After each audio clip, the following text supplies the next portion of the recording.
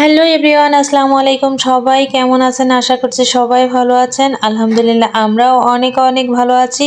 তো দেখতে দেখতে ১৭ রমজান পার হলো, আর আজকে মাগফিরাতের ৭ দিন চলে যাচ্ছে।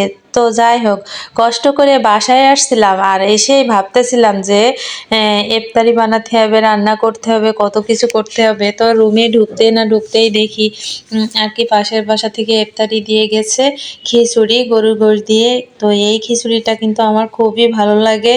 তো আজকে ইফতারির আয়োজন খিচুড়ি আর ফালুদা থাকছে, আর ফালুদার জন্য ফল, কলা এগুলা তো নিয়েছি, তার সাথে একটা পেয়ারা থাকছে। তো আজকে ছিল আমার ইফতারির আয়োজন এটাই।